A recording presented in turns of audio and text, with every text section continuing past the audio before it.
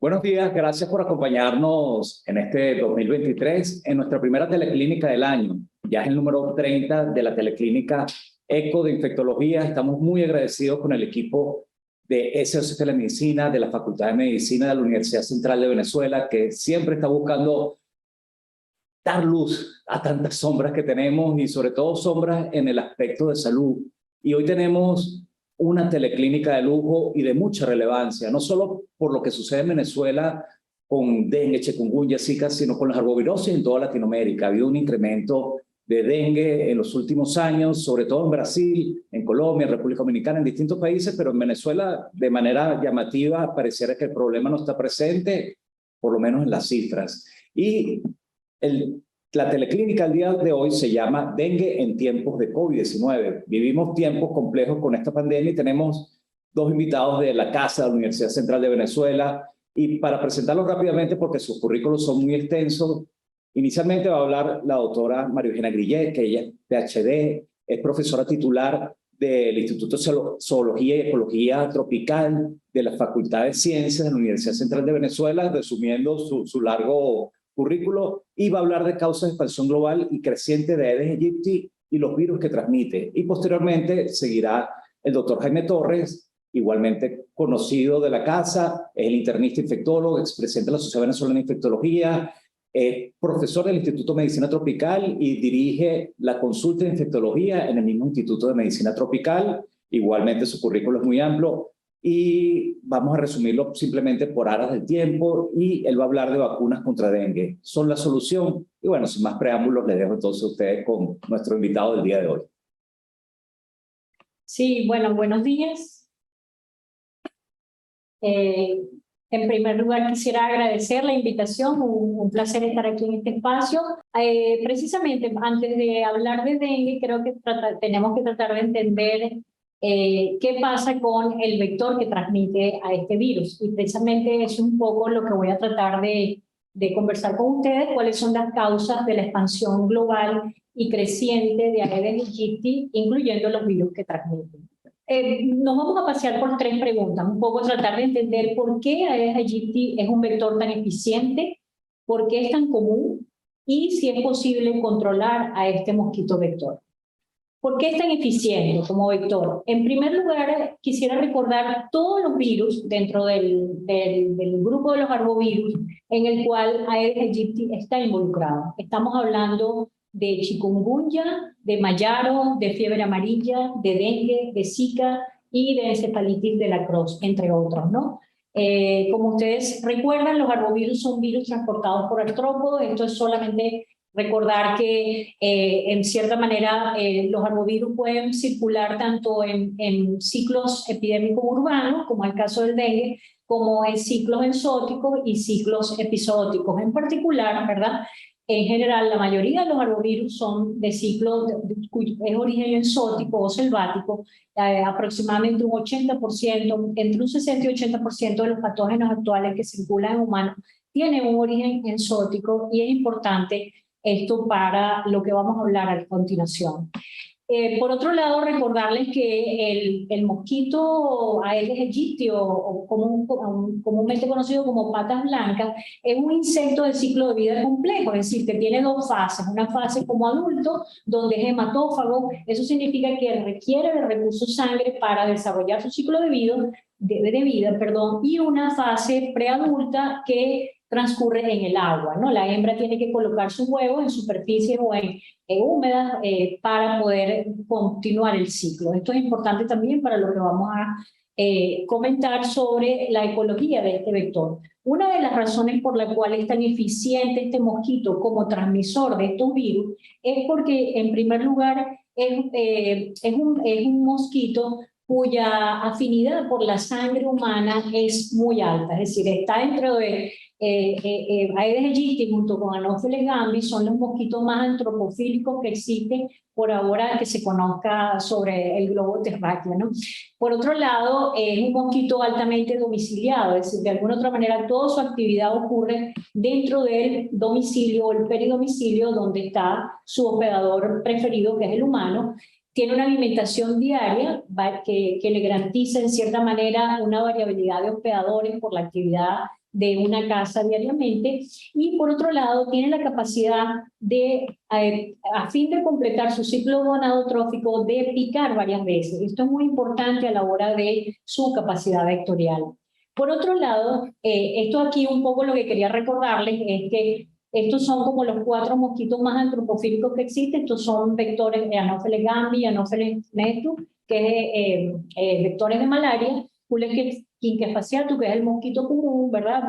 También vector de muchos virus, y Aedes aegypti, ¿no? Son de los mosquitos más afines a sangre humana, aunque los mosquitos en general pueden ingerir sangre de vertebrados mamíferos y aves en particular. Otra de las características, como ya les mencioné, de Aedes aegypti es su asociación con el ambiente urbano. Es decir, si nosotros pudiéramos hacer un gradiente, un estudio donde pudiéramos tener un gradiente que va de urbano, suburbano a rural, el mosquito Aedes aegypti siempre va a ser mucho más común en las áreas más habitables, más urbanas, donde está presente el humano. Sin embargo, quiero que recuerden esta diapositiva para algo que les voy a comentar más adelante. Otra de las características de su eficiencia es que es capaz, por su ecología adaptable, de colonizar muchos tipos de ambientes acuáticos, tanto naturales como artificiales, lo que hace muy difícil de localizar y de controlar. De hecho, todos los mosquitos Aedes en particular, pero Aedes aegypti, son altamente resilientes y se adaptan muy bien a diferentes ambientes, haciendo su control cada vez más difícil. Esto solo para recordarles que el Aedes aegypti es de origen africano, es decir, su origen es en África y su hábitat ancestral, si lo pudiéramos llamar así, son huecos de árboles que había en el continente africano, al igual que el mosquito Aedes albopictus, que proviene de Asia, donde también los huecos de árboles asiáticos eran su hábitat original. ¿Esto por qué se lo menciono? Porque es un poco para tratar de entender por qué el mosquito actual, Aedes aegypti, puede colonizar y colocar la hembra, puede colocar sus huevos en todos estos tipos de ambientes que aquí salen en la diapositiva. Lo que hace muy difícil, como les mencioné, su control. Este es otro ejemplo, ¿verdad? Es decir, todas las hembras colocan miles de huevos en una gran heterogeneidad de cuerpos acuáticos que van desde agua limpia hasta pozos sépticos, crípticos, además difíciles de encontrar y de controlar por el sistema de vigilancia y control, lo que también le permite sobrevivir sin humedad por muchos meses, como vamos a ver, que es su tercera característica más importante. Este mosquito casi que es capaz de dispersarse en el tiempo, como en la máquina del tiempo y en el espacio, de manera pasiva. ¿Por qué? Porque sus huevos son resistentes a la desecación. Eso determina que pueda, mantenerse en estado latente, que es la diapausa, que tiene muchos insectos, por mucho tiempo hasta que las condiciones de humedad lo permiten, y es lo que explica, por ejemplo, después de un patrón de precipitación, de lluvia, las que emergen inmediatamente a las 24 o 48 horas las poblaciones de mosquitos, y también lo que nos permite entender cómo este mosquito se ha dispersado globalmente a través de la dispersión de sus huevos secos en productos de comercio internacional, ¿no? ¿Por qué es tan común? Bien, fíjense, esto sería como un mapa de la distribución de los reportes actuales hasta el 2021 de Aedes aegypti. Les menciono este extremo aquí sur. Como ven, Aedes aegypti es muy importante en todo el continente americano y en Asia, pero en particular quiero que vean este punto acá. La distribución actual en términos temporales, esto significa, a medida que vayamos al el color más rojo, son más meses en el año que Aedes aegypti está presente. Como ves, estas serían como, las zonas rojas serían las más importantes a nivel de todos los continentes, ¿no? Pero esto que está acá es para recordarles que Aedes aegypti fue eliminado en el continente americano, o casi eliminado en el continente americano en los años 60. Pero solo persistió en algunos países, entre ellos Venezuela, en el 70, pero entre el 70 y el 2002, fíjense cómo nuevamente recolonizó todo el continente, y hoy en día, pues, está como vimos en el anterior, ¿no? Y fíjense que estos mapas que están a la derecha también mencionan cómo concomitantemente con la propagación de Aedes aegypti, obviamente el dengue, por ejemplo, comenzó a propagarse de manera igual entre el 81 y el 2003. En el último reporte del Lancet de cambio climático, esta gráfica cuantifica cómo han aumentado las poblaciones de Aedes aegypti y Aedes albopictus, que es otro vector, del cual no podemos hablar hoy, sino para otra clínica, cómo ha aumentado sus poblaciones y con ello la capacidad vectorial. En cierta manera, el dengue, entre otros, se ha dispersado y se ha propagado más debido a la propagación de Aedes aegypti y Aedes albopictus en el planeta. Esto es un mapa que proyecta, ¿verdad? Más o menos un modelo que proyecta cuál es pudiera ser la incidencia actual de dengue, más o menos 400 millones de casos y más o menos 41 muertes. El dengue es considerado, después de la malaria, la infección transmitida por mosquitos de mayor expansión y en creciente expansión. Cerca de mitad de la población mundial está en riesgo de contraer dengue. En esta gráfica de acá abajo vemos cómo el dengue ha aumentado en el continente americano y la transmisión en particular en nuestro continente se ha propagado en nuevas áreas por la expansión de Aedes aegypti principalmente. Fíjense, les decía que se recordarán de este punto. Estos son unos estudios interesantísimos que hacen unos colegas en Argentina y han visto cómo en particular el Aedes aegypti en Argentina se está expandiendo a zonas más frías, o sea, más al sur. Las larvas tienen mayor tolerancia a bajas temperaturas comparado con otras regiones. Hay evidencia de diapausia embrionaria en el huevo. Las larvas, ya no en las larvas, perdón, ya no, o sea, una diapausa mayor, perdón. Las larvas tienen alta tolerancia a la escasez nutricional, son competitivamente superiores a otros mosquitos y recientemente comenzaron a reportarse estados de Aedes aegypti colonizando sus ambientes ancestrales, o sea, en este caso Phytotelmata. Adicionalmente, se han encontrado híbridos de poblaciones de Aedes aegypti. Otro trabajo muy interesante que han hecho los colegas de Brasil, muy reciente, es que muestran cómo el Aedes aegypti se ha ruralizado. ¿Qué significa esto? Que, por ejemplo, este mapa de 2001-2010, las zonas verdes era donde había menor probabilidad de encontrar Aedes aegypti. Fíjense cómo esto ha cambiado. En otras palabras, vean la parte blanca. Es decir, se ha expandido las zonas donde hay más Aedes aegypti en zonas rurales. Yo le había hablado que lo urbano es muy importante, pero Aedes aegypti está cruzando la barrera de lo urbano al rural. Y casualmente, en Venezuela, este es un mapa que muestra, bueno, cómo era el dengue en el año 2010, cuando hubo un brote epidémico muy importante. Y en este mapa de calor mostramos cómo ha cambiado la casuística por estado desde el año 91 hasta el 2016, donde nosotros tenemos data confiable. Y como ven, a medida que se pone más amarillo o rojo, es que el dengue ahora está casi que en todas partes, incluyendo área rural. En otras palabras, en los últimos 25 años, el dengue se ha propagado más en Venezuela y ha aumentado su frecuencia y picos de epidemias, ¿no? Y eso, el estado actual de Aedes aegypti en el país no lo conocemos desde el 2015 por ausencia de boletines y también por programas de vigilancia. Fíjense, nosotros estamos haciendo un estudio actualmente en el área minera de Sipontes en Bolívar, de malaria. Sin embargo, hemos observado Aedes aegypti en área minera. En esta zona, un poco como lo que les mostré con el área en Brasil. Esto es muy importante porque el Aedes aegypti normalmente no es conocido como un vector puente entre el bosque y el área urbana. Sin embargo, la pregunta es, ¿puede estar Aedes aegypti actuando al igual que albopictus en un futuro como un mosquito que saque, ¿verdad?, virus del bosque a circulación en el área urbana? Es una pregunta que dejo. Y de hecho es un poco lo que quisiera mencionar sobre la deforestación.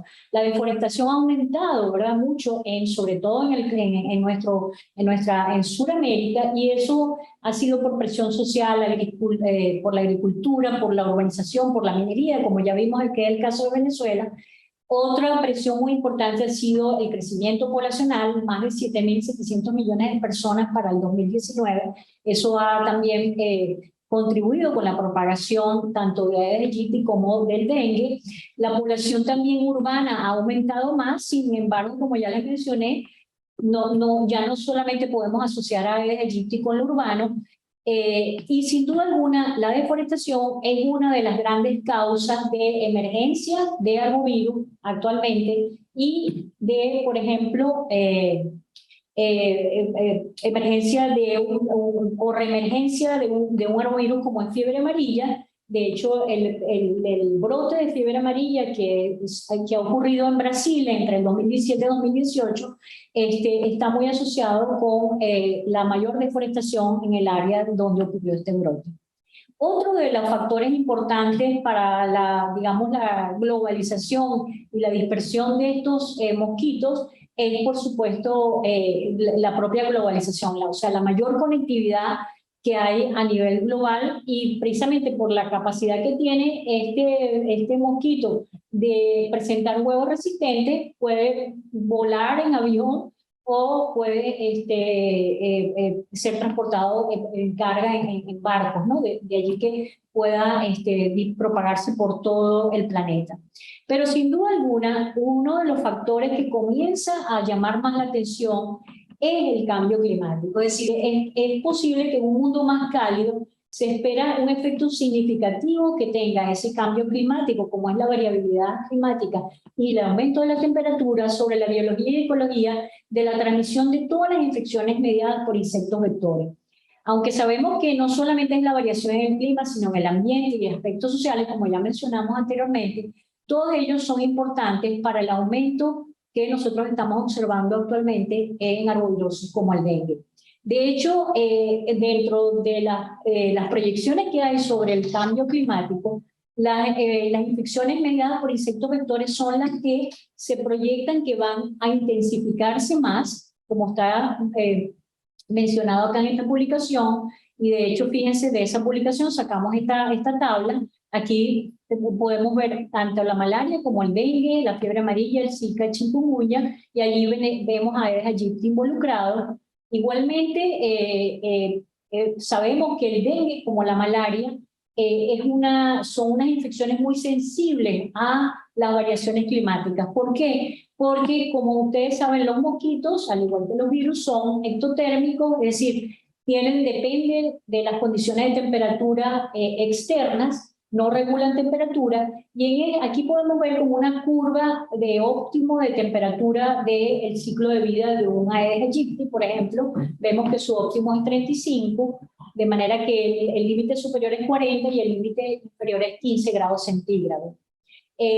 No solamente el ciclo de vida del mosquito depende de la temperatura, sino también de la replicación del virus dentro del mosquito. El periodo de incubación extrínseco del virus en el mosquito se produce óptimamente entre 32 y 35 grados, ¿verdad? Perdón, a partir de 32 a 35 grados, sí, el desarrollo es mucho más corto. De hecho, nosotros en Venezuela hemos demostrado cómo el dengue tiene ciclos cada 3 a 4 años asociados con el evento del Niño por el aumento de la temperatura que ocurre durante estos años. De hecho, este año vamos a comenzar un año niño a fines de este año. Y en este gráfico, en este trabajo, podemos ver un trabajo viejo, por cierto, del año 2012, pero aquí ya reportaban cómo una mayor temperatura determina un desarrollo del virus más rápido dentro del mosquito. Otro trabajo más reciente sí determina cómo un aumento de la temperatura, esto hecho en laboratorio, puede ser más favorable para el desarrollo de Aedes aegypti comparado con Aedes albopictus, ya que Aedes aegypti es un mosquito tolerante a la temperatura. De manera que la transmisión de dengue se espera que se intensifique a mayores temperaturas, y en un mundo más caliente es posible que tengamos más dengue o más malaria. ¿En qué sentido? Bueno, ya lo habíamos visto en esta gráfica anteriormente. Las proyecciones para el futuro es que va a haber más épocas durante el año donde Aedes aegypti puede estar activo. Esto es, en otras palabras, la transmisión anual estacional de dengue incrementará por alrededor de 4 meses y sobre todo se moverá hacia áreas más altas y más rurales, como acabamos de ver. También se prevé que la población en riesgo puede incrementar para el 2070, particularmente en áreas urbanas y en áreas de tierra baja, que es donde actualmente el dengue, por ejemplo, es mucho más común, ¿no?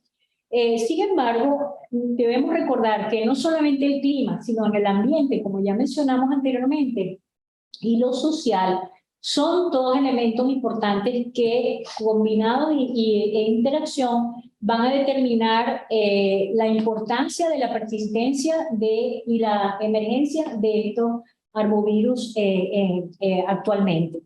Finalmente, ¿se puede controlar Aedes aegypti? Yo les pudiera decir desde ya que no, que es muy difícil.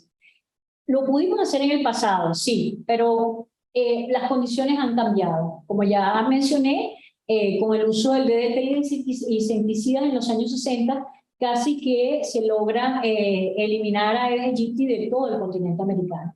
Sin embargo, una reciente revisión que hicimos, ¿verdad?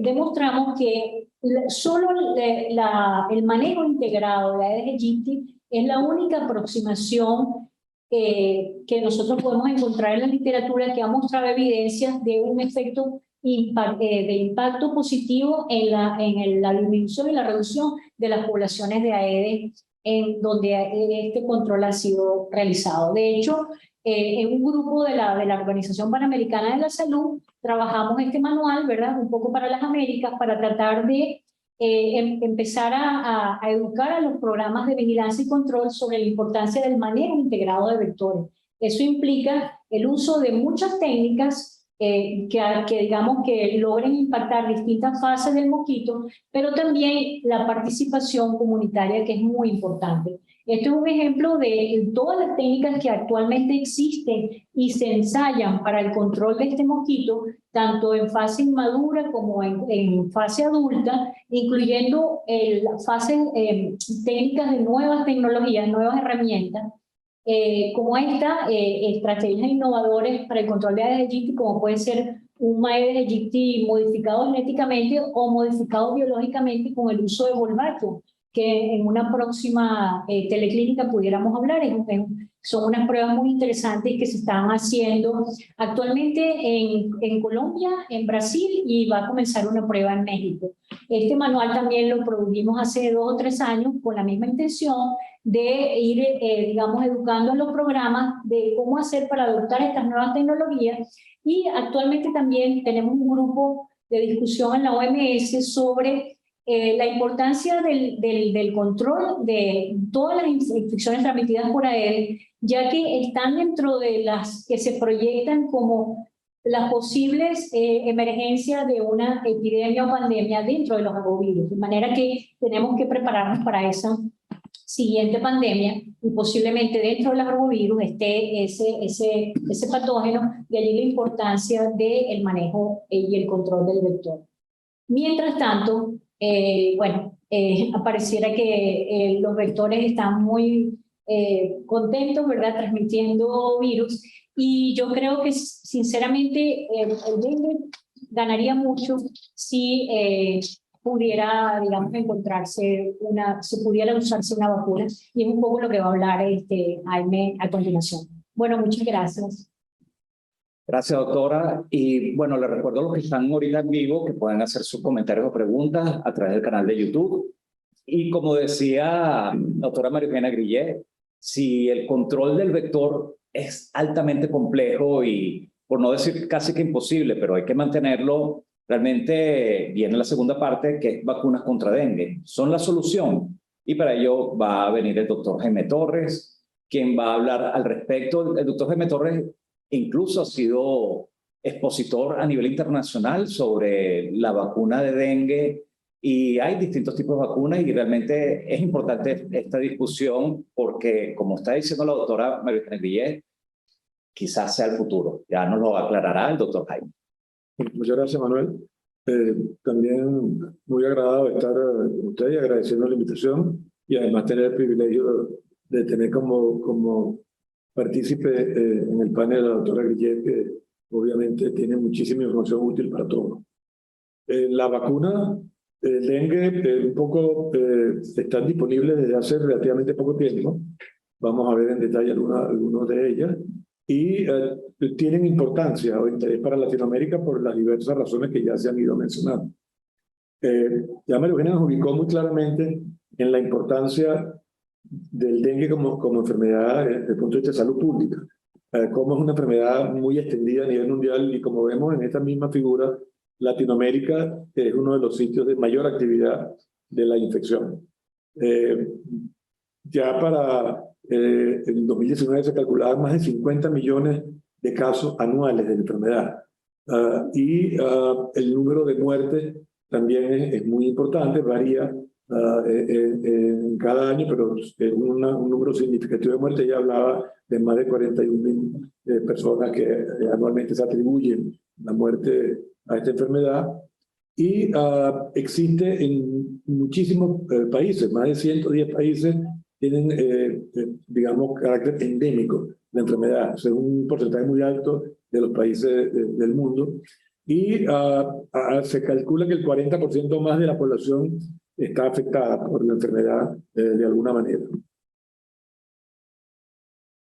Latinoamérica no escapa de esta situación. Ella decía que es uno de los sitios justamente de mayor actividad. Hasta hace pocos años, cuando uno hablaba de dengue y de formas graves de dengue, pensaba en Asia, pensaba en los países del sureste asiático, Vietnam, Camboya, etcétera, que eran de donde se originaron muchos de los conceptos todavía utilizados en el manejo de la enfermedad grave. Pero Latinoamérica en la última década ha sido la mayor fuente de casos de dengue a nivel mundial. Y para el 2022, por ejemplo, el año pasado, hubo casi 3 millones de casos de dengue en la región.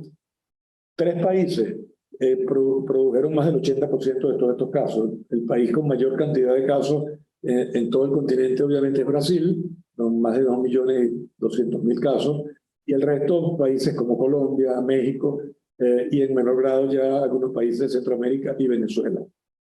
La enfermedad se asocia con más de 1.200 como promedio muertes anuales, y nuestra tasa de letalidad, o sea, el porcentaje de personas que mueren de cada 100 individuos es 0.046. Es una cifra que suena como muy baja, muy bueno, que es tan importante, es una enfermedad que produzca 0.04 o 0.05% de letalidad. Bueno, va a depender mucho del volumen de casos. Si esto lo llevamos a la escala de 3 millones de casos anuales, el número de casos de muerte es importante, pero también refleja algo de interés, que es que de alguna manera en el continente americano, quizás por la experiencia de vivir con el dengue por varias décadas y que los profesionales de salud y los sistemas de salud están orientados de alguna manera a manejar este tipo de pacientes, la tasa de letalidad comparativamente con otras regiones del mundo es más baja. Paradójicamente, por ejemplo, los países donde se describió por primera vez el dengue grave, en una época llamado dengue hemorrágico, tienen tasas de letalidad 5 o 6 veces mayores que Latinoamérica. De alguna manera o de alguna forma estamos haciendo algo bien en el manejo de los casos. De todos los países de la región, si uno lo traslada a las tasas por población, en Nicaragua es el país con mayor incidencia acumulada en los últimos 2 años. Y como vemos también en la figura, de las 3 arbovirosis urbanas de mayor importancia en la región, que sería dengue, chikungunya y zika, dengue con creces es la más importante. Estaría en azul en estas barras y vemos cómo el número de casos, aunque varía, como decía muy bien María Eugenia en la discusión anterior, varía, hay ciclos de aumento y descenso que tienen mucho que ver no solamente con las poblaciones de mosquitos, los cambios a nivel de la temperatura, esos ciclos que nos afectan, como el caso del niño o la niña, dependiendo de la época en el tiempo, también tienen que ver con factores de la población. Hoy sabemos que, por ejemplo, los ciclos de dengue más graves ocurren cada 2 o 3 años, dependiendo de la circulación que hubo importante en un país. Y que estamos justamente en uno de estos periodos donde el número de casos absolutos está aumentando, pero el número de casos graves proporcionalmente también está aumentando porque hubo una circulación muy amplia del virus hace apenas 3 años. ¿Verdad que esos son ciclos que son previsibles y que representan entonces un problema muy importante desde el punto de vista de salud pública para la región? Aquí vemos cómo es el comportamiento, no solamente el número de casos absolutos en la última década, en la gráfica de barras, pero también cómo ha sido la tendencia de las tasas de letalidad y de las tasas de infección en la población. Y vemos como, a pesar de un descenso hace unos 10 o 12 años en toda la región, hemos tenido un repunte de nuevo, que era lo que habíamos visto por mucho tiempo, escalonado del número de casos en todo el continente. Y acá, para tener una idea de los sitios donde mayor actividad de transmisión de la enfermedad ocurre, está este mapa que muestra que Brasil es el país con mayor número de casos, como decía antes, México, lo sigue Colombia, regiones de Centroamérica y en menor grado Venezuela también. No solamente es importante por el número de casos, por la mortalidad asociada, sino porque es una carga económica muy importante para la región. Se estima que como promedio en Latinoamérica se invierten cada año más de 3.000 millones de dólares en el control vectorial, sin hablar ya de los gastos directos asociados con el manejo de la enfermedad. Es importante recordar que el mayor impacto económico de la enfermedad no es debido a la enfermedad misma, es a la pérdida de productividad, o sea, a la incapacidad que produce para trabajar por un periodo de tiempo determinado, que puede variar 10 días hasta 2 semanas, dependiendo de la severidad del cuadro. Y si el número de casos es muy abundante, como ya vimos, estas pequeñas pérdidas de productividad al sumarse ocasionan una gran pérdida económica para cualquier país. También es bueno recordar que más o menos el 90% de los casos de dengue son ambulatorios. Y esto representa el mayor porcentaje justamente del costo de la enfermedad. Independientemente de que uno siempre piensa que los casos graves y las muertes son los que ocasionan mayor costo, mayor impacto desde el punto de vista económico, bueno, resulta que si el volumen de casos es tan grande como el que vemos de casos ambulatorios, estos son, digamos, los casos que ocasionan casi el 90% más de todos los gastos asociados con el dengue. Y como decía antes, los gastos indirectos que llevan asociados con la pérdida de productividad son los que pueden o lo que representan el mayor porcentaje de los gastos totales, de casi el 80% de ellos. Los costos directos por el manejo de la enfermedad son más importantes, obviamente, en los casos hospitalizados, porque es donde se invierte el mayor volumen. Y en Latinoamérica varía según el país, pero el promedio de costo de un paciente hospitalizado por dengue no baja de los $1.000 y tantos dólares hasta $3.000, dependiendo del país y de la región. Por eso ha surgido entonces la necesidad, si los controles vectoriales no han probado ser lo suficientemente eficientes en impactar la transmisión de la enfermedad, debemos recurrir a otras alternativas que complementen este control. O sea, estas nuevas alternativas, como el caso de las vacunas, no sustituyen la necesidad del control vectorial, simplemente complementan estas actividades y pueden servir para acelerar de alguna manera el control más eficiente de la enfermedad. Las vacunas de dengue, si bien no representan desde el punto de vista de tecnología, un salto tan brusco como el que ocurrió con las vacunas mRNA, en el caso de la COVID, sí son unas vacunas muy novedosas y de hecho muy únicas a nivel mundial hasta el presente. Son en general, las más importantes de ellas son las llamadas vacunas quiméricas. O sea, las vacunas quiméricas lo que está sugiriendo es que se basan en partículas virales que no existen en el mundo real. O sea, que son una construcción de una manipulación de laboratorio que permite que de alguna manera podamos inducir una respuesta inmunológica para una enfermedad compleja. Es compleja por varias razones. El virus es un virus, a pesar de su pequeño tamaño, es un virus con una serie de características que todavía no conocemos muy bien, pero además hay que tener presente que cuando uno habla de dengue, está hablando de 4 enfermedades realmente. Cada una de ellas producida por un virus distinto, dentro del mismo grupo, pero que son diferenciables por la respuesta inmunológica y por las características, obviamente, genéticas de cada uno de estos virus.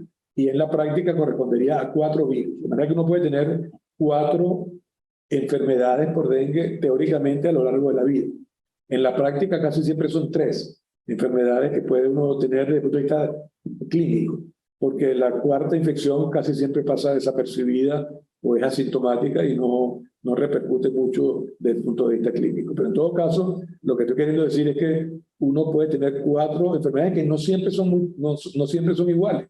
O sea, la infección producida por un virus, por ejemplo, como el dengue 4, habitualmente es menos complicada, es mucho más benigna que la producida por los serotipos 2 y en menor grado por el serotipo 1. De manera que ahí es importante tener también el conocimiento de cuál es el serotipo que predomina en cualquier país del mundo, porque dependiendo del serotipo pudiera uno también esperar mayor o menor impacto en la enfermedad. De hecho, en estos últimos 3 años, la circulación de un genotipo nuevo para la región, que paradójicamente se llama el genotipo cosmopolita del dengue 2, el genotipo 2, es el que está causando mayor número de casos y pareciera estarse asociando con una mayor severidad de la enfermedad en cuanto al porcentaje de casos graves que estamos viendo.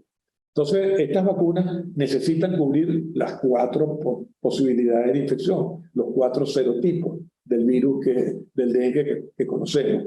Y eso no es fácil, porque además se presta a que ocurra interacción entre estos serotipos que puedan interferir con la respuesta hacia uno de ellos o no, y lo vamos a ver en alguna de estas próximas figuras. La vacuna más conocida desde el punto de vista de información y de data disponible es la vacuna Dengvaxia, que es una vacuna comercial ya disponible desde hace unos 5 años a nivel mundial y que se está utilizando de una forma un poco limitada por diversas razones a nivel mundial. Es una vacuna quimérica, como todas las que vamos a discutir en detalle en este momento, y se basa en utilizar la estructura genética del virus de la fiebre amarilla, el virus de la vacuna de la fiebre amarilla, obviamente. Un virus atenuado que no causa enfermedad, pero sí da una respuesta inmunológica. Y sobre ese, digamos, esqueleto genético se hacen manipulaciones para sustituir algunas de las proteínas que se generan con esta secuencia genética del virus de la fiebre amarilla por secuencias genéticas del virus, de los 4 serotipos del virus del dengue.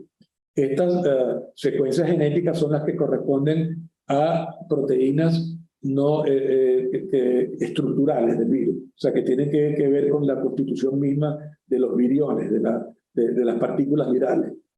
Y estas secuencias se introducen dentro de este gran genoma básico del virus de la fiebre amarilla, conservando todas las otras secuencias que generan proteínas no estructurales. Proteínas no estructurales son aquellas que tienen que ver entonces con el funcionamiento del virus, con algunos de los mecanismos replicativos, etcétera, pero que no son parte de la estructura misma física y de la superficie de estas partículas virales. Entonces, en este virus atenuado de fiebre amarilla vacunal, se introducen esa secuencia entonces para los 4 serotipos y tenemos una vacuna que contiene 4 tipos de virus. O sea, no estamos inoculando el material genético, estamos inoculando partículas virales que se produjeron en el laboratorio y que cada una de ellas correspondería entonces en alguna proporción a las proteínas presentes en los 4 serotipos fundamentales del virus del dengue. Esto suena, obviamente, es complejo, por eso no ha sido fácil el desarrollo de este tipo de vacunas, y además entonces vamos a ver que la respuesta a cada uno de los serotipos no es uniforme. que es variable, y eso se ha observado también en las otras vacunas que vamos a mencionar, y eso crea un problema desde el punto de vista también práctico en cuanto a la inmunidad que se confiere con estas vacunas. Entonces, en concreto, tenemos la vacuna quimérica, el virus de la fiebre amarilla vacunal, en la cual se introducen entonces las secuencias de los genes que codifican por las proteínas estructurales importantes que nos interesan para los 4 serotipos. Otras 2 vacunas disponibles o en fase muy avanzada de desarrollo, algunas de ellas, y otras ya disponibles comercialmente, son la vacuna del Instituto Butantan, que no es más que la misma vacuna que se desarrolló en el NIH, Instituto Nacional de Salud de Estados Unidos, que fue licenciada y cedida la licencia para el Instituto Butantan en Brasil, y que acaba de salir apenas hace un mes los resultados de un estudio de fase 3 con más de 16.000 pacientes evaluados a lo largo de 2 años para mostrar su efectividad. Esta vacuna es un poco distinta a la vacuna anterior. Se utilizan se incluyen los 4 serotipos del virus atenuado por mutaciones a nivel de la terminación 3' del genoma RNA de estos virus. Y en el caso del virus dengue 1, dengue 3 y dengue 4, es simplemente el mismo virus atenuado que se ha mantenido a través de repique por mucho tiempo en algunos laboratorios a nivel mundial. Pero en el caso del dengue 2, se utiliza las mismas secuencias que mencionamos antes, que codifican para proteínas estructurales del dengue 2, pero se introducen, así como se hizo con el de la fiebre amarilla, sobre la secuencia genómica del virus dengue 4. O sea, tenemos 3 virus atenuados y un virus quimérico, que sería el dengue 2 sobre una estructura genética del virus dengue 4. Y la vacuna, la única otra vacuna que ya se dispone comercialmente, que es la vacuna del laboratorio Takeda, que también está disponible ya en un cierto número de países del mundo. Es una vacuna también de tipo quimérico, basada en la estructura genética del virus del dengue 2, sobre el cual, para los otros 3 serotipos, se introducen estas mismas secuencias que hemos hablado para las otras 2 vacunas. O sea, tendríamos una vacuna que contiene 4 partículas virales, de los cuales hay una vacuna quimérica que correspondería al virus, a los virus 1, 3 y 4, y una vacuna de un virus atenuado que sería el correspondiente al serotipo del dengue 2. La vacuna con mayor, digamos, aplicación a nivel mundial hasta el presente ha sido esta vacuna quimérica del laboratorio Sanofi Pasteur, que es comercialmente llamada de Invaxia. Es una vacuna que ha mostrado una eficacia global de alrededor de un 60% en prevenir la infección. Eso es importante porque estas vacunas, como vamos a ver, en la práctica, más que prevenir la infección, lo que están logrando es prevenir la enfermedad. Si bien entonces 60% no suena como una cuestión tan impresionante en cuanto a protección, estamos hablando específicamente de infecciones demostrables virológicamente. Sin embargo, la eficacia vacunal, como decía antes, varía según para cada uno de los serotipos. Esta vacuna en particular ofrece una protección para infección de 55% aproximadamente para el dengue 1, de un 43% para el dengue 2 y de un 71% y 77% para el dengue 3 y 4. En otras palabras, pareciera ser más efectiva para los virus dengue 3 y 4 que para los virus 1 y 2.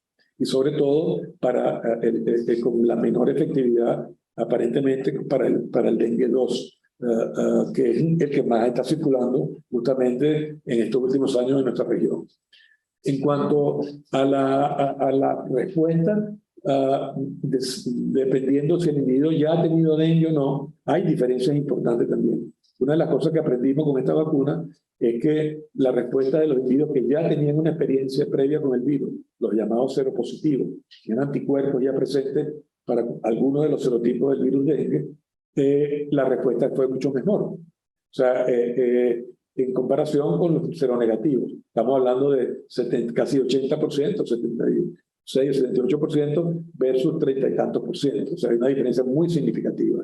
Y esta es una de las razones por la que en la práctica hoy en día esta vacuna se está sugiriendo su uso solamente para aquellos individuos que uno ya sabe que han tenido la enfermedad en el pasado, o sea, que son seropositivos para algunos de los serotipos del virus dengue.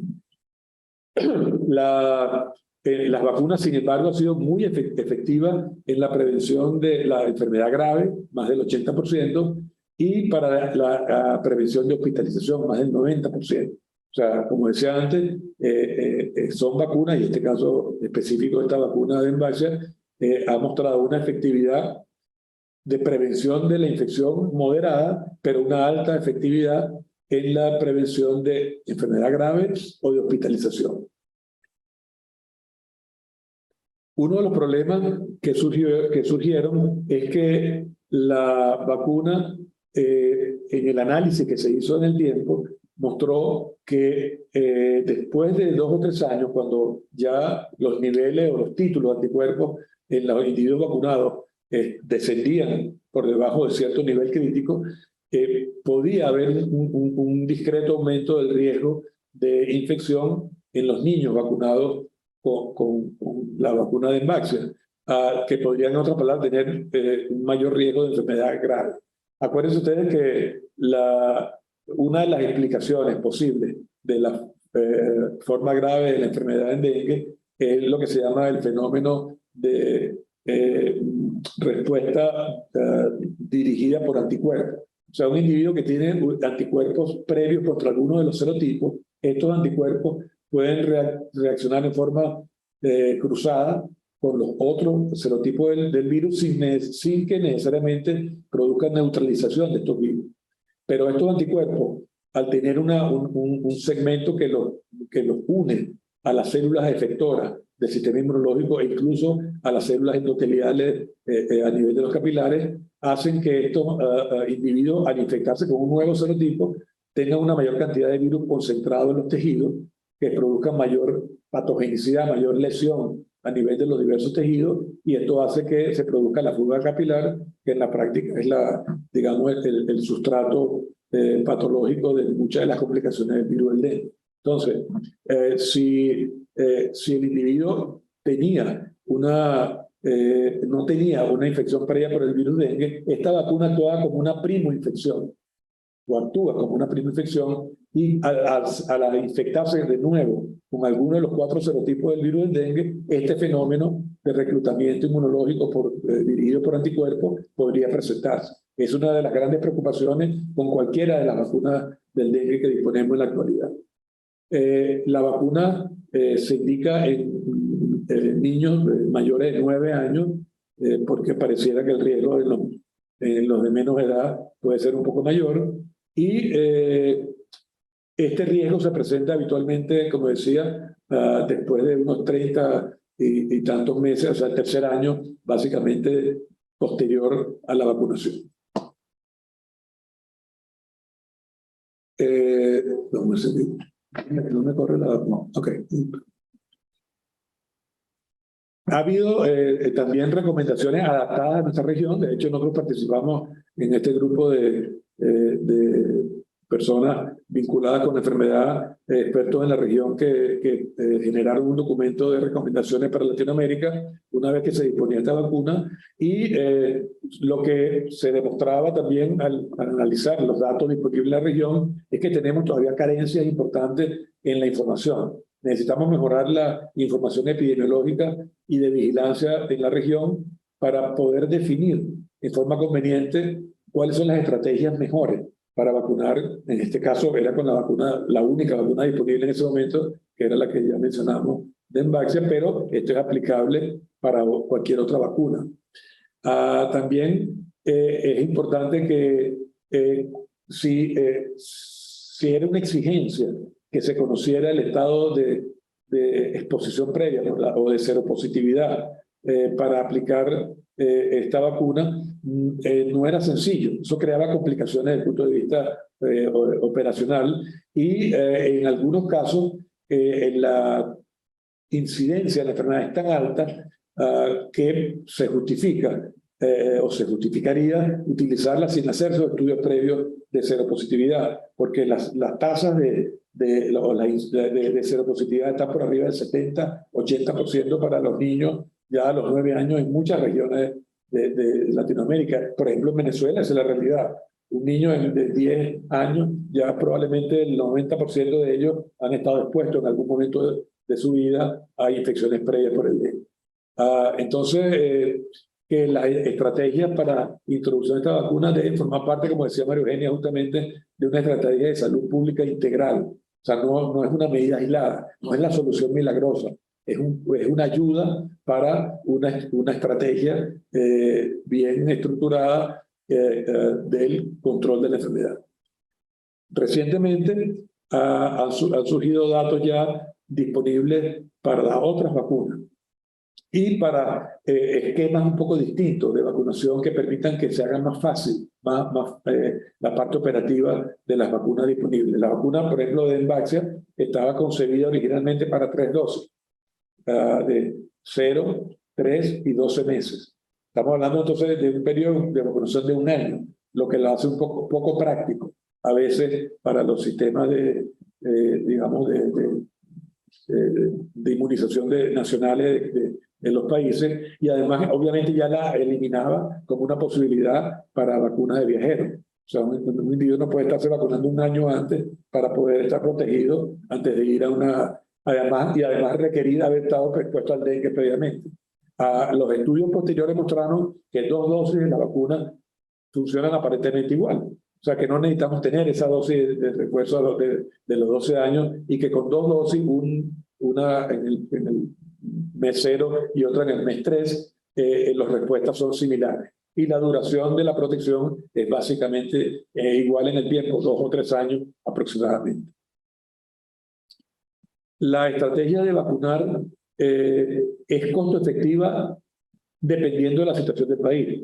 El costo real de esta vacuna, por lo menos de las primeras vacunas, no es tan bajo. Estamos hablando de por encima de los $20, 20, 25 dólares por persona. Entonces, no todos los países están en capacidad de cubrir estos gastos y en no todos los países se justifica tampoco invertir una cantidad importante de dinero en esta estrategia. Se ha estimado entonces que la vacunación entonces sería costo efectiva en los países que tengan por lo menos más del 30% de los niños ya seropositivos en la edad de 9 años, y sería altamente costo efectiva si estamos por el nivel del 50% más, que sería el caso de Venezuela. En principio, para Venezuela, una vacuna de dengue con un costo importante sería costo-beneficio porque prevendríamos mucho más complicaciones y muerte y gastos que si nos vacunáramos en la práctica.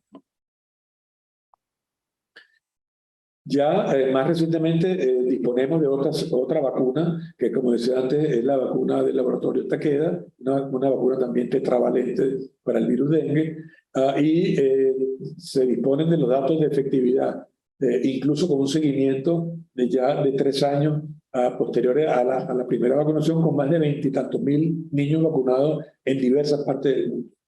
La eficacia global de la vacuna fue variable, fue muy alta contra el virus dengue 2, a diferencia de lo que les decía antes para la vacuna del laboratorio Sanofi Pasteur, donde el dengue 2 fue el que menos efectividad mostró. Un poco también bastante alta para el dengue 1, más del 70%, eran 90 y tantos por ciento para el dengue 2, y apenas del 60 y tantos por ciento para el dengue 3. Para el dengue 4 no hubo suficientes pacientes y el virus no circuló lo suficientemente en las diversas regiones como para que hubiera una conclusión, pero pareciera que no hay una buena respuesta para el dengue 4. En otras palabras, esta vacuna es muy efectiva para el dengue 2, bastante efectiva para el dengue 1 y muy poco efectiva para las otras dos variedades del virus 3 y 4. Sin embargo, los resultados de eficiencia, como decía, para el dengue 4 no fueron no concluyentes, no había suficiente datos. La eficacia fue similar, y esto es importante para los diferentes grupos de edad, tanto los muy jóvenes como los no tan jóvenes, y también hubo muy poca diferencia entre la respuesta de los seronegativos y los seropositivos. O sea, no importaba, en otras palabras, si el niño, en este caso, o la persona, había estado expuesta previamente al dengue. Esto es verdad, excepto para el dengue 2, que es el que justamente tuvo mejor respuesta inicial para la vacuna. Entonces, para el caso del dengue 2 sí hubo diferencias importantes, dependiendo si el individuo ya había sido expuesto al dengue previamente o no. Los datos más recientes, después de 3 años, muestran que la efectividad de la vacuna contra la infección confirmada virológicamente va disminuyendo en el tiempo hasta estabilizarse alrededor de unos 60%, o sea, discretamente más alto del 60%, a los 3 años. Y una efectividad todavía conservada para prevenir hospitalización y muerte. Estamos hablando de más del 80%. Al igual que los datos que presenté de la otra vacuna, entonces la efectividad contra la infección no parece ser tan alta, pero la efectividad contra las complicaciones y la muerte es muy alta, por encima del 80%, y en este caso se ha demostrado que se mantiene hasta por lo menos 3 años. La eficacia fue, de nuevo, variable para cada uno de los serotipos, y para el dengue 2 fue la menos eficiente con los datos disponibles. Y es importante que la vacuna se mostró eficaz, como decía, para el dengue 1, para el dengue 2 y para el dengue 3, pero no tenemos datos disponibles para el dengue 4, y en ese orden de protección. Mejor para el dengue 1 y 2 y después para el dengue 3. Hay también ya datos disponibles de esta otra vacuna evaluada en nuestro continente específicamente o exclusivamente, que es la vacuna del Instituto Butantan de Brasil y del NIH de Estados Unidos. Esta vacuna se hizo un seguimiento de 2 años hasta ahora con más de 16.000 y tantos niños vacunados, y de los cuales se vacunaron más de 10.000 y los otros fueron vacunados con placebo. Mostró una muy buena efectividad, tanto contra la infección, por arriba del 70%, como contra la hospitalización y muerte, por arriba del 80 y tanto por ciento, casi 90%. La verdad que es una vacuna que aparentemente es tan efectiva como las otras o más incluso que las otras que se han publicado, aunque el seguimiento hasta ahora ha sido por 2 años. Es una vacuna más fácil de producir desde el punto de vista, digamos, de tecnología, y por eso probablemente va a ser una vacuna muy atractiva y va a estar disponible en nuestra región en muy corto plazo. Uno se pregunta, bueno, ¿son estas vacunas de segunda generación? Las vacunas estas quiméricas. Y en este caso ya las vacunas quiméricas más recientes, como la de Takeda y la de Butantan, la solución. O sea, son ellas mejores que la vacuna que se desarrolló inicialmente como decía, con el virus de la fiebre amarilla como estructura genética. Algunos datos sugieren que pudiera ser más eficiente en el sentido de que ellas estimulan para el virus del dengue o para los 4 serotipos del virus del dengue una respuesta de células, no solamente inmunal, sino también celular. Y como sabemos, la respuesta de las células T, la respuesta de inmunidad celular, es muy importante en las vacunas, sobre todo en la prevención de enfermedad, y se mantiene por mucho más tiempo que la respuesta humoral. Pero, como ya vimos, no estamos claros si para esta inmunidad celular, para el dengue 2, en el caso de la vacuna de Takeda, es igualmente efectiva que contra los otros serotipos. ¿Y cuánto duraría esta inmunidad celular para este serotipo en particular? Otra cosa que preocupa un poco, pues no hay respuesta todavía, es que estas vacunas nuevas, la de Takeda y el Instituto Butantan, a diferencia de la vacuna de Invaxia, incluyen entonces una respuesta o inducen una respuesta contra las proteínas no estructurales, porque sí están presentes en las partículas virales de estas vacunas. Y también sabemos por información disponible de hace varios años que los anticuerpos contra las proteínas no estructurales y específicamente contra la proteína NS1 pueden jugar un papel en la patogénesis de la enfermedad. En otras palabras, que algunos de los casos graves se asocian con una respuesta de anticuerpos contra estas proteínas no estructurales. Y si estas proteínas están contenidas en esta nueva vacuna, es posible, teóricamente, que también hay un riesgo más aumentado de enfermedad grave cuando transcurran ya los 3 o 4 años que estos tipos de anticuerpos vayan siendo no protectores. Una de las cuestiones que se han propuesto, probablemente es más un sueño, como dice la figura, que soñar no cuesta nada, más que una realidad, porque los laboratorios comerciales difícilmente van a hacer alianzas estratégicas para combinar vacunas distintas, pero una de las cosas que se ha planteado es que, bueno, si una vacuna como la de Invaxia es buena para los serotipos 1 y 3, y eventualmente 4, pero mala para el virus 2. Y la otra vacuna es muy buena para los 3 y 4, pero para el 2, pero no tan buena para 3 y 4, porque no combinamos esas dos vacunas. Y porque no tenemos entonces una vacunación secuencial para justamente producir el efecto que queremos. Bueno, eso es lo que uno probablemente buscaría. No sé, como decía, si en la práctica se va a lograr, pero es una de las alternativas, porque sabemos hoy, y la vacunación de COVID lo demostró también muy claramente, que la vacunación heteróloga, o sea, vacunación con 2 tipos distintos de vacunas, pudiera conferir una respuesta inmunológica más eficiente, más intensa y más duradera que la vacunación homóloga con un solo tipo de vacuna. Y hay datos experimentales que avalan esto, en el caso de dengue. Estudios en ratones, en laboratorios, muestran que la vacunación heteróloga es más eficiente. Produce una respuesta no solamente humoral, sino celular, más intensa, más duradera, y pudiera ser una solución a estos problemas que planteé inicialmente. Finalmente, son las vacunas para el dengue actualmente disponibles una alternativa para viajeros. Bueno, con los esquemas de apenas 2 dosis de la vacuna de Invaxia, o con la vacuna de Takeda y NIH, que son de 2 dosis, cada una de ellas, pudiera ser una vacuna que uno podría contemplar eventualmente como una opción para viajeros, y sobre todo las vacunas como la de Takeda y NIH, que no pareciera requerir que la persona haya tenido una exposición previa para el dengue, porque cuando uno piensa en vacuna para viajeros, ¿en quién está pensando? En los países desarrollados donde no hay dengue.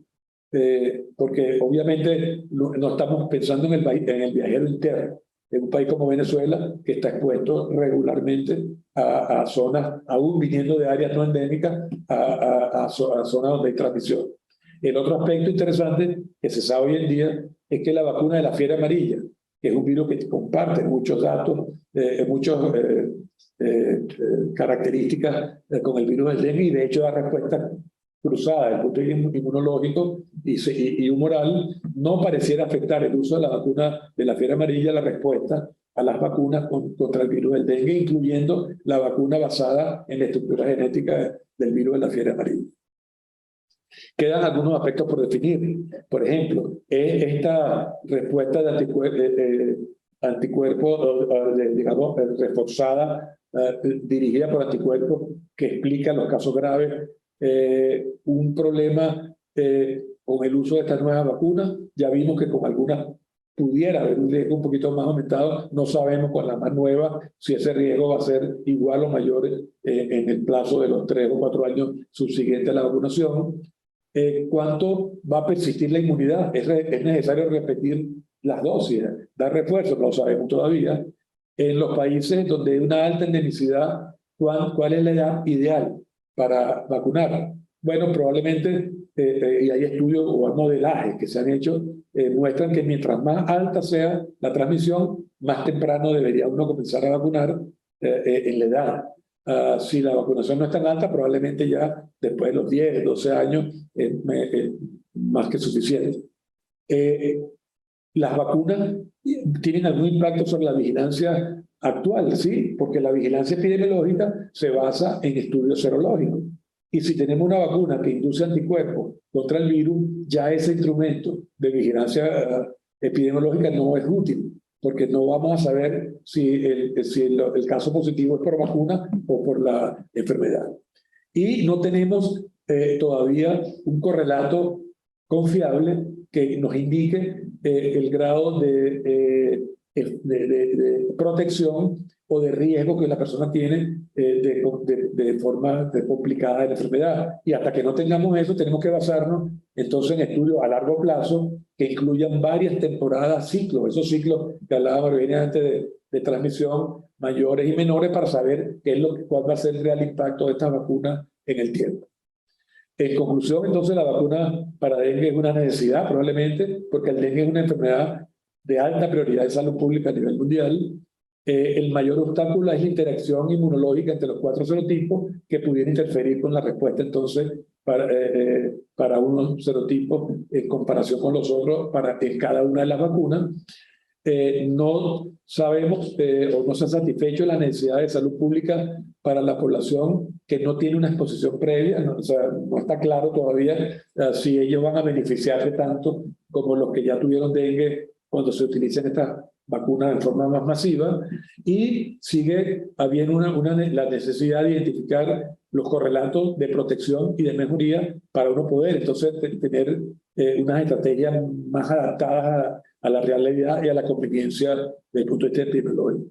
Y como ya lo vimos con COVID, lo estamos viendo con COVID, y como ya se vio con la primera vacuna del dengue disponible comercialmente, Dengvaxia, algunos resultados que podrían llamar la atención y que podrían, digamos, ser motivo de alguna inquietud, fueron magnificados de tal manera que la vacuna prácticamente quedó inutilizada en su uso en la práctica, y no sabemos si estas nuevas vacunas también van a sufrir estos embates de la opinión pública un poco no controlada, que ha hecho que muchas vacunas no sean recibidas o aceptadas por la población como debería ser. Muchas gracias. Bueno, excelente exposición de ambos, y tenemos unos minutos para responder algunas preguntas, y agradecemos los comentarios que ha hecho el doctor Luis Camero, la doctora María Vicky Zabaleta de la Sociedad Venezolana de Infectología, igualmente el Zafrada Rodríguez de Alterra, Héctor Arrechedera, que manda saludos, que es parte principal del equipo de SOS Telemedicina, al igual que el doctor Jesús Velázquez, que coordina las teleclínicas de pediatría. Y en general, Juan Luder pregunta sobre si desde el punto de vista experimental hay una diferencia en la capacidad vectorial de la Aedes aegypti versus la Aedes albopictus sobre tener mayor ventaja desde el punto de vista de transmisión de dengue y quizás contra otros virus que hemos tenido también circulando. Sí, Aedes aegypti es mejor vector que Aedes albopictus para el caso de dengue, de Zika y chikungunya. Otra de las características que no mencioné, bueno, por lo breve de la exposición, es que, por ejemplo, hay, digamos, transmisión transovárica, es decir, que puede transmitir el virus de una generación a otra. Eso es mucho más desarrollado en Aedes aegypti que Aedes albopictus, de manera que lo hace, sí, ser un vector muy eficiente.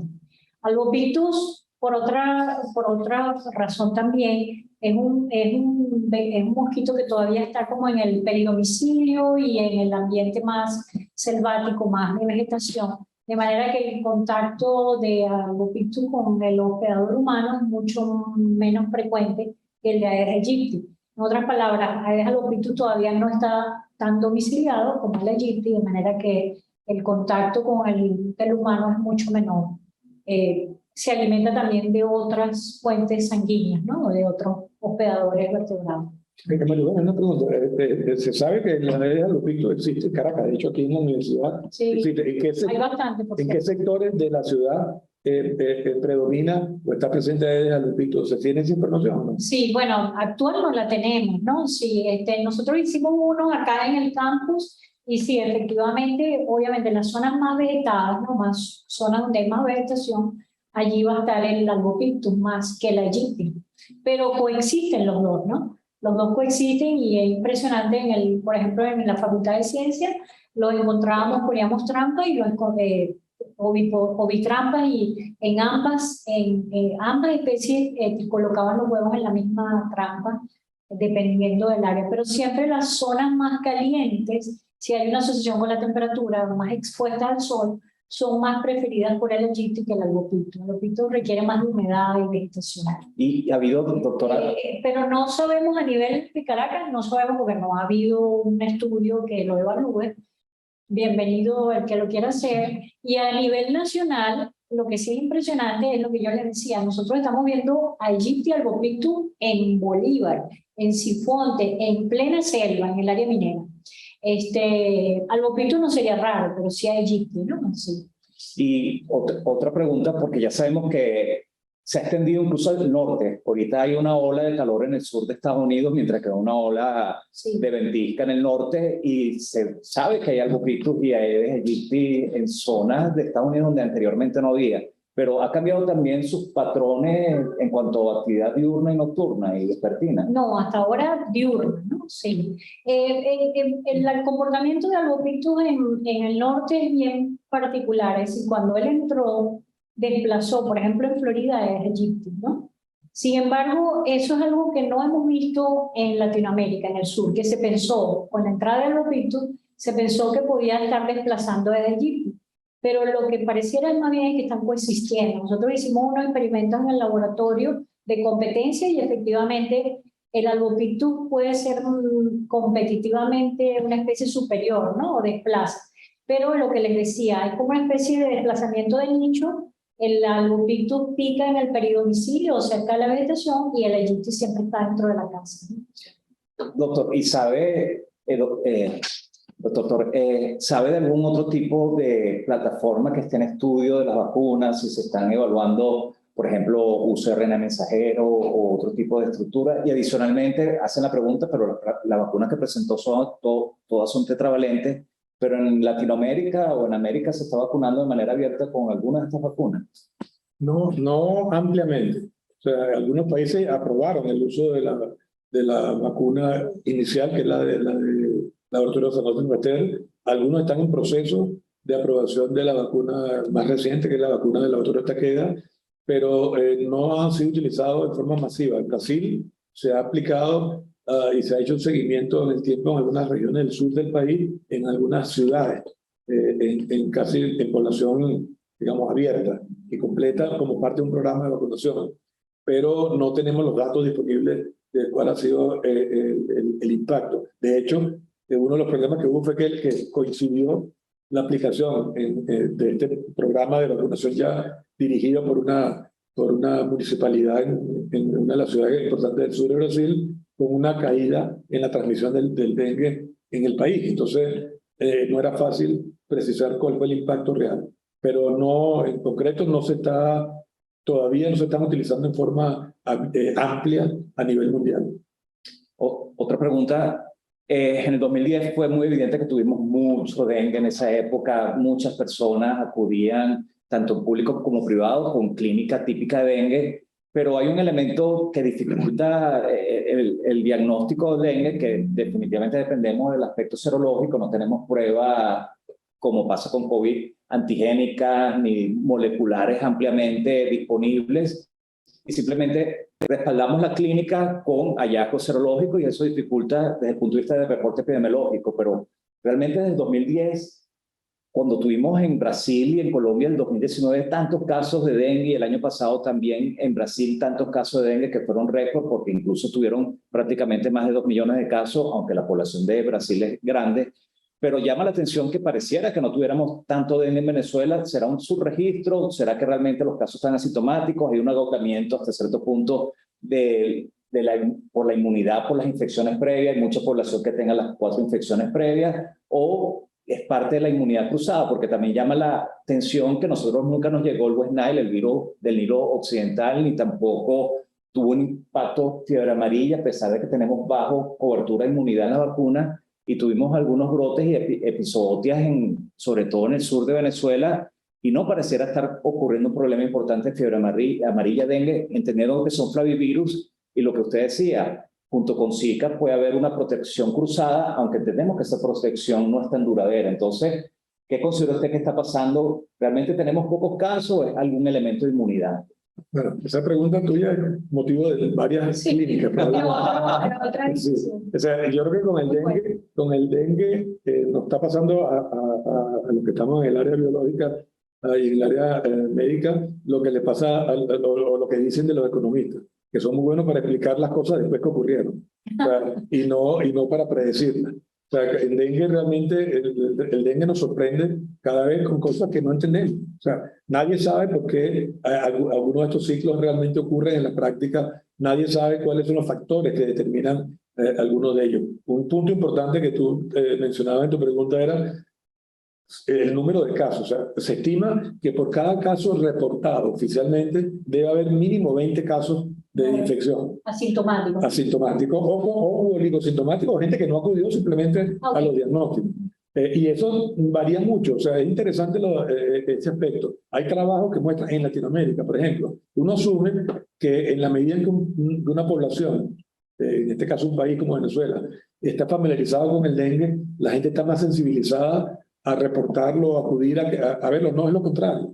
O sea, usualmente las poblaciones donde el dengue está recién entrando son las que están más sensibilizadas por el temor y por la percepción de que es una enfermedad que puede ser grave, a acudir al médico a ser diagnosticada. En los países donde el dengue es una realidad cotidiana y donde ya vimos que la tasa de letalidad no es tan elevada en términos absolutos, pero sí cuando lo acumulamos por el número de población, la gente conoce a mucha gente que tuvo dengue, que no se complicó, que no tuvieron, entonces dicen, bueno, dengue, sí, eso no requiere que yo ni siquiera vaya a verme con el médico porque es una cosa que va a pasar en 5, 6 o 7 días. Entonces, tenemos un subregistro muy marcado de casos por diversas razones en toda la región y en Venezuela en particular. No tenemos ni siquiera, tenemos la disponibilidad, o sea, nosotros nos enteramos de lo que pasó con dengue al final del año, cuando las cifras que fueron suministradas por obligación a los organismos internacionales como la OPS se publican. Entonces, bueno, ahí sabemos qué fue lo que pasó, pero no lo sabemos en el momento.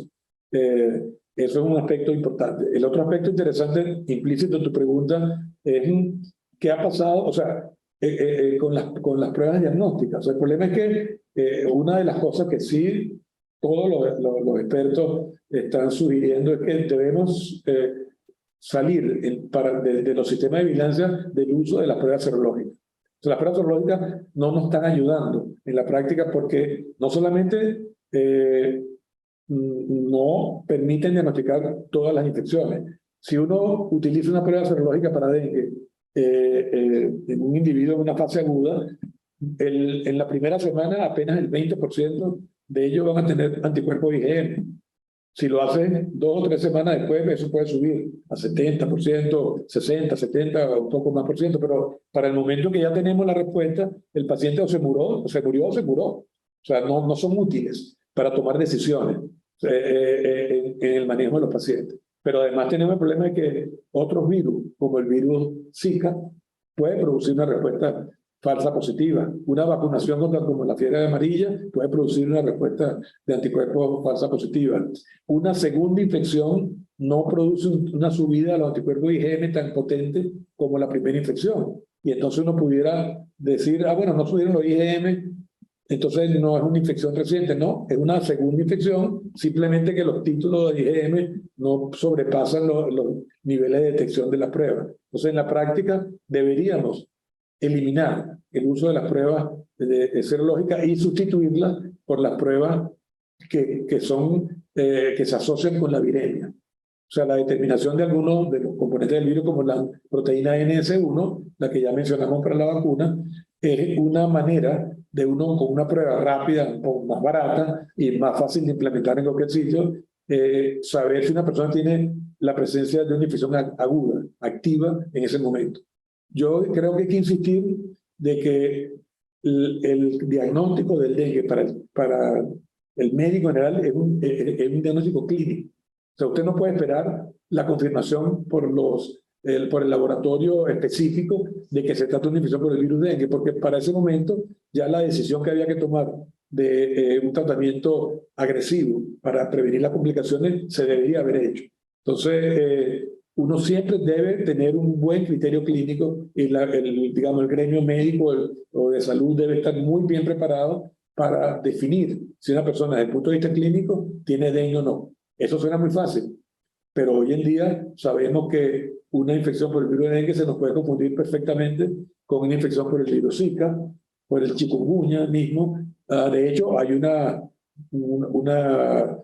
guía que sacó la OPS, en la cual participamos hace 2 años apenas, donde se hace un análisis de cuál es, digamos, la solidez de la evidencia que tenemos para el diagnóstico de las 4 arbovirosis más importantes en la región y se estratifica un poco cuáles son los signos clínicos que pueden ayudar o más confiables para dengue, más para chikungunya, más para Zika, para fiebre amarilla, etc. Entonces, no es fácil. El que ve pacientes debe depender, va a depender cada día más de pruebas complementarias para discriminar entre cada una de estas cuestiones. Y otra cosa que hoy sabemos, que tampoco sabíamos, era que las coinfecciones son muy comunes.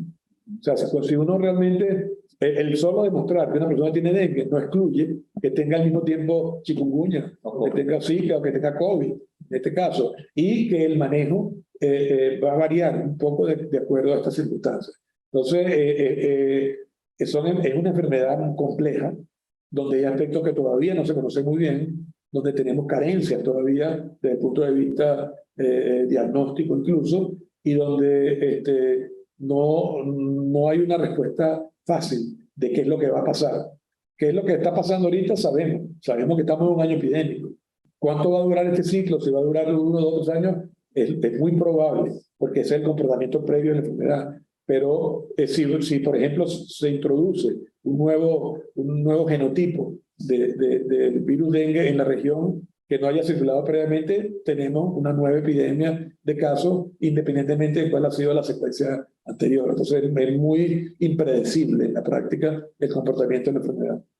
Sí, aquí de hecho responde Michael Segovia que existen pruebas inmunocromatográficas que evalúan desde el punto de vista antigénico dengue, pero también existen pruebas moleculares para dengue, Zika, chikungunya, y sabemos su disponibilidad, pero por supuesto sus costos son altos y su uso quizás limitado. Muchas veces es importante la publicación del boletín epidemiológico semanal, que desde el 2016 no se publica, porque a veces de manera indirecta, si vemos que hay un aumento de los casos de fiebre o el reporte de fiebre como patología única, puede indicar de que está circulando algún otro tipo de proceso que pudiera ser muy bien dengue, como dice el doctor, y vimos muchos casos de COVID que parecía COVID terminaba resultando dengue o viceversa y había coinfecciones. Entonces, probablemente que con COVID pasó desapercibido dengue y hubo más de un dengue que se pensó que era COVID o viceversa. Sí, Manuel, y hoy sabemos que el virus de COVID puede inducir una respuesta falta positiva de anticuerpos contra el virus dengue, y al revés. O sea, por eso las pruebas serológicas como tales... O sea, se hace más susceptible. No, te da una prueba falsa positiva. Falsa positiva. Y entonces no es fácil a veces discriminar entre una coinfección o una infección, digamos, una monoinfección, porque las pruebas serológicas no son tan buenas. Por eso tenemos que terminar o con pruebas antigénicas o con pruebas de biología molecular, que son más caras, como decía Manuel, pero que dan información importante a veces para el manejo del paciente. Bueno, ya el tiempo se nos está acabando, pero quiero igualmente agradecer al doctor Juan Félix García por su presencia, igualmente a Dani Campoli, a Roque Aguad, que hace una pregunta aquí que voy a cerrar con ella, Jesús Alvarado, Michael Segovia. Gracias en general. Ya la doctora había dicho que el índice édico en general no se ha establecido, por lo menos en la región de Caracas y en Venezuela, pero sería algo muy importante evaluar con los entomólogos. Tenemos sobre todo el Instituto de Medicina Tropical, que anteriormente lo han visto, y han evaluado ese aspecto del índice édico o cuántos mosquitos tenemos circulando en ciertas áreas de Venezuela en general. Y la pregunta, creo que fue la idea de esta teleclínica, evaluar si realmente hay un balance entre el control bacterial y las vacunas Primero, entendiendo que las vacunas no las tenemos disponibles, y estamos hablando de vacuna de dengue, pero no tenemos vacuna contra Zika, ni chikungunya, tenemos vacuna contra fiebre amarilla, pero no todas las infecciones que representan los arbovirus, que son estas infecciones transmitidas por vectores virales, tenemos vacunas. Entonces, el control vectorial y en el contexto del dengue versus la vacuna, ¿qué debemos hacer como pregunta de cierre? Y bueno, también tomen un tiempito para despedirse de la audiencia y agradecer. El control vectorial ahorita es la base del control del dengue, Zika y chikungunya. Sí, confiamos, está muy basado en eso por lo que ya vimos que pasa todavía con las vacunas, ¿no? De manera que es un elemento muy importante en nuestra región, ¿no? La vigilancia y el control. Solo que, como mencioné ya, es un mosquito también, como dice, no solamente el virus del dengue nos sorprende, sino el mosquito también. Y hay nuevas metodologías de vigilancia del virus. Por ejemplo, tú acabas de mencionar el índice aéreo. Hay mucha discusión actualmente y mucha controversia sobre si seguir usando esa metodología, puesto que no está relacionada con, por ejemplo, con si yo consigo muchos larvas dentro de un tanque de agua en una casa, no necesariamente se va a correlacionar con el mayor número de casos que yo tenga en esa región, ¿no? En esa vivienda o en esa urbanización. Ahorita se está apuntando más a tratar de vigilar al adulto, que es el más, digamos, más directamente relacionado con la transmisión, inclusive el índice pupal, el uso de trampas para evaluar los adultos o las ovistrampas que te hace más te sigue el seguimiento del adulto. Y con respecto al control, como ya mencionaba, es decir, el manejo integrado, no solamente controlar las larvas, sino controlar el adulto y el controlar las larvas en cierta manera o prevenir su desarrollo es un problema educativo, involucrar a las comunidades, esa educación para la salud que de repente hemos perdido en este país. Por ejemplo, Colombia y Brasil tienen unos programas a nivel de escuela maravillosos, ¿no? Y en ciertas regiones, por ejemplo en Medellín, son extraordinarios, que involucran a los niños en la educación de la salud para la prevención del dengue en casa, por ejemplo, ¿no? Las nuevas tecnologías es algo que también está empezando a crear muchas expectativas, nuevas expectativas, ¿no? Como es el uso, por ejemplo, de la liberación de mosquitos infectados con la bacteria Wolbachia, que es un simbionte y que de esa manera ese mosquito no se hace refractario al desarrollo del virus, de manera que es reemplazar las poblaciones de mosquitos eficientes para transmitir virus por mosquitos no eficientes para transmitirlo. Es unas pruebas que están teniendo muy buenos resultados, como mencioné en Yakarta, ya ha bajado muchísimo la incidencia de dengue. Inicialmente fueron unas pruebas que se desarrollaron en Australia, de manera que se espera que tengan éxito en la región y ya hay pruebas pilotos con bastante efectividad en Río de Janeiro y Niterói, en Brasil, y en Medellín, en Colombia, y ahorita están comenzando unas en México, ¿no? De manera que, bueno, este es un mundo que se abre, nuevas tecnologías, la probabilidad de un mosquito transgénico, más o menos con las mismas características de lo de Wolbachia, y nuevamente insistir que debe ser una metodología integral. Por ejemplo, vigilar el virus en el mosquito se ha demostrado que es mucho más preventivo o alerta más a los sistemas de salud de un aumento del nuevo caso de dengue que, por ejemplo, la vigilancia propiamente dicha del dengue.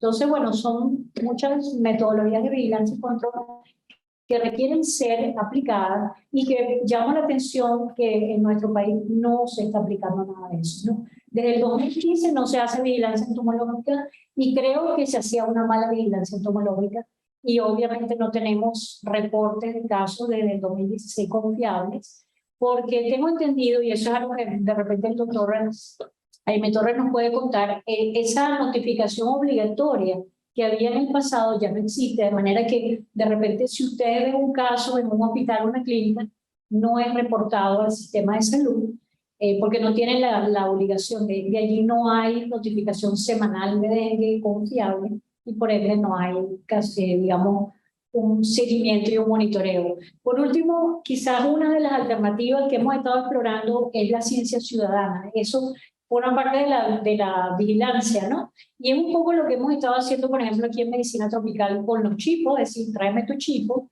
Nosotros tenemos un proyecto con la incubadora venezolana en Lara de tráeme tu mosquito, reporta tu mosquito, y es un poco, si usted ve un mosquito en su casa, tómele foto, lo sube a esta página web y de esa manera pudiéramos tener una idea de qué mosquitos están circulando en la población. Es una técnica que ha resultado maravillosa en España. Han podido notificar la invasión de nuevas especies de Aedes en España, la propagación, por ejemplo, de una especie como el mosquito, solo con el reporte ciudadano de una foto en casa, ¿no? Igual de criadero. Entonces, estos son ejemplos de nuevas, digamos, tecnologías y aproximaciones para la vigilancia que son importantes llevarlas a cabo. Y bueno, por último, muchas gracias por la invitación y de verdad que es un honor estar también con el doctor Torres y contigo en este espacio. Gracias. Sí, pero yo creo que desde tu pregunta yo quitaría la palabra versus. Como decía antes, no son contrapuestas, son simplemente estrategias complementarias. Y yo creo que nunca va a sustituir la vacunación del control vectorial, no solamente porque ya como lo mostró la María Eugenia, el mosquito es un vector potencial para otras enfermedades.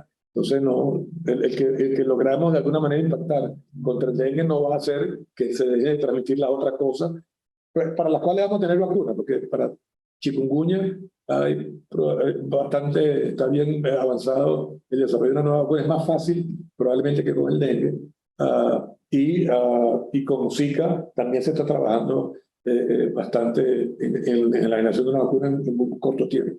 Una de las cosas que pudiera ocurrir con las vacunas es que alguna gente se plantea, bueno, si realmente uno puede tener dos enfermedades más o menos importantes clínicamente con dengue y las otras infecciones son básicamente benignas o poco complicadas, ¿por qué no hacemos vacunas con 2 virus nada más en vez de 4? O sea, ya que tenemos tantos problemas de interacción entre los 4 serotipos del virus, bueno, si podemos lograr que la persona responda bien a 2 de estos serotipos, de alguna manera deberíamos también protegerla lo suficientemente bien contra las complicaciones y la misma ocurrencia de enfermedad. Entonces, eso es una de las posibles nuevas opciones que vamos a tener. En el caso de la vacuna de RNA, no pareciera que fuera tan fácil hacerlo en este momento porque no tenemos, como decía antes, un correlato. En COVID sabemos que la proteína de la espícula, del spike, la proteína S, es como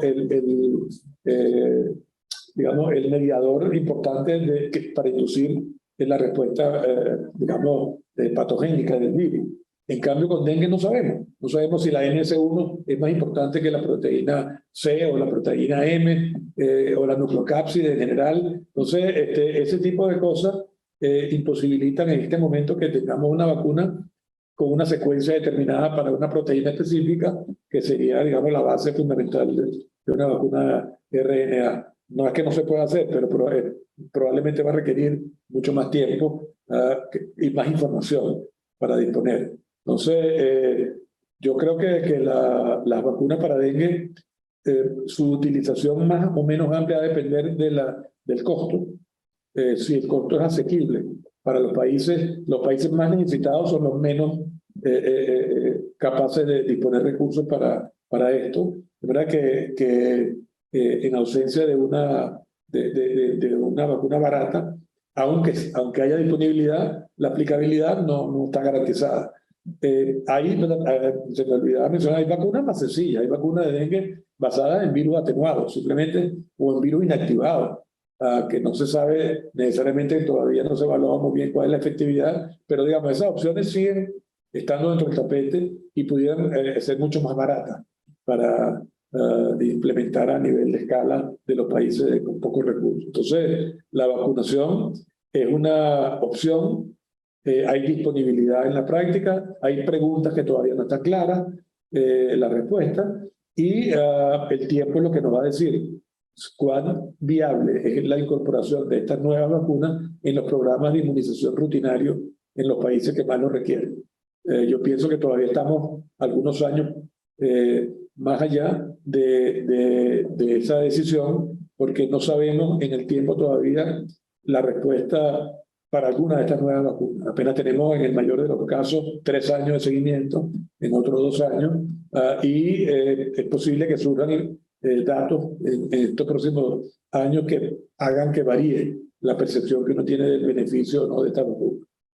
Sí, bueno, el tema es amplio y yo creo que amerita mucho más adelante, y si estamos en el año del aumento de casos a final del año, ya lo tendremos, y sobre todo el otro aspecto controversial que pueden ser las fumigaciones, sobre todo por el daño que hace a nivel ecológico las fumigaciones. Ya en Baruta lo vivimos, que hubo una mortandad de cierto número de aves por fumigaciones manejadas de manera inadecuada por particulares.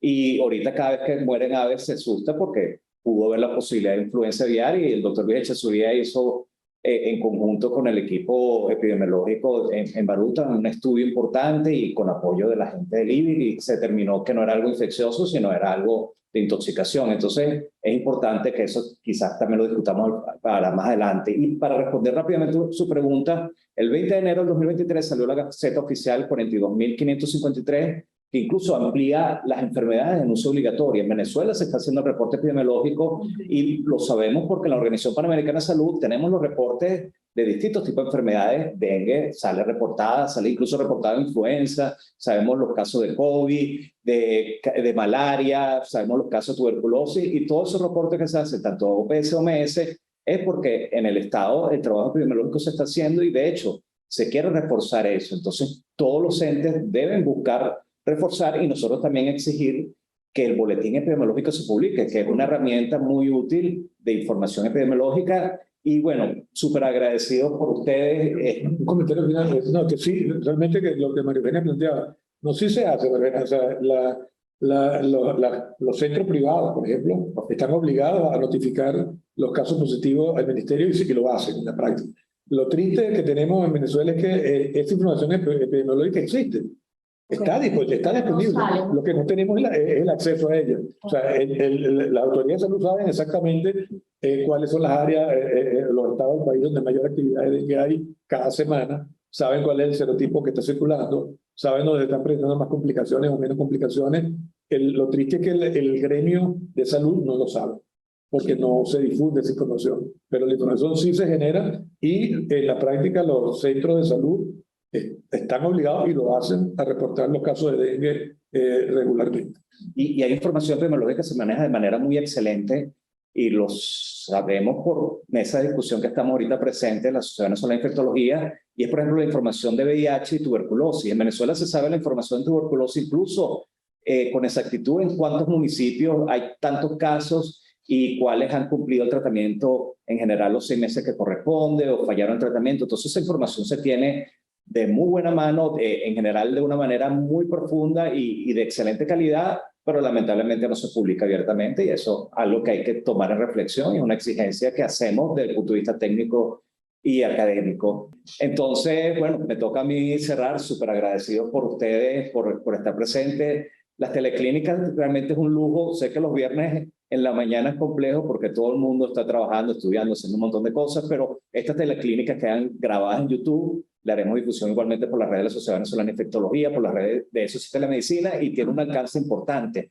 ESOS y Telemedicina tiene más de 12 millones de vistas en sus videos. Es algo impresionante lo que está haciendo la Facultad de Medicina, liderado en este sentido por todo el equipo de ESOS y Telemedicina, y todos ellos han logrado que estemos venciendo la sombra en educación, a pesar de las dificultades, a pesar de las adversidades, a pesar del encierro que implicó COVID-19, ha sido un ejemplo. Antes, cuando nadie conocía las plataformas de Zoom y transmitía en directo por YouTube, eso Telemedicina lo estaba haciendo. Tiene 20 años educando y haciendo actividades de telemedicina, y realmente estamos muy agradecidos por abrirnos esta plataforma a nosotros, a la Sociedad Venezolana de Infectología, y permitir traer invitados de lujo y realmente poder exponer estos temas de mucho interés y que van a quedar grabados y podemos revisarlos posteriormente. Y bueno, muchas gracias. Esperemos que pronto nos acompañe para otro tema o quizás para ampliar lo que quedó pendiente. Seguro.